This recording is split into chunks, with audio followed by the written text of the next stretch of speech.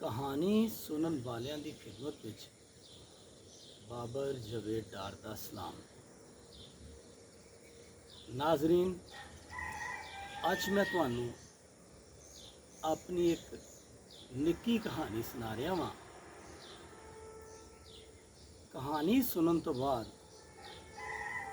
तुसी अपने मुआशरती माहौल नू पेशे नज़र रखदियां कहानी का नतीजा खुद अखज़ करोगे।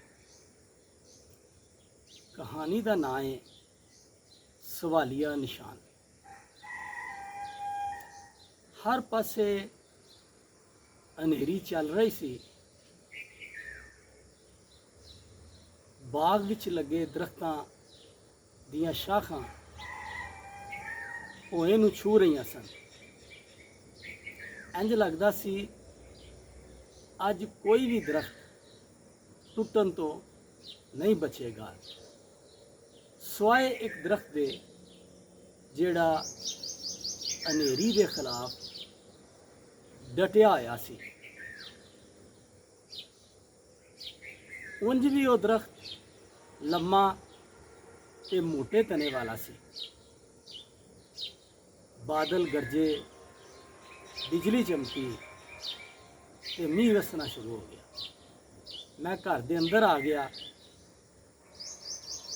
मीह वसना रुकिया ते मैं बाहर आ गया।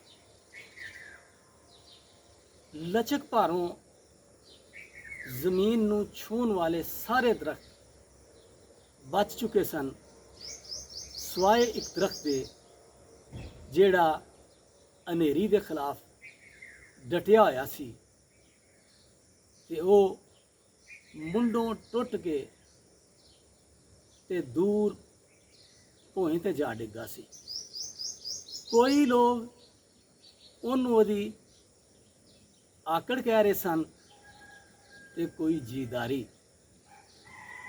मुंडो टुटिया दरख्त एक सवालिया निशान सी। शुक्रिया।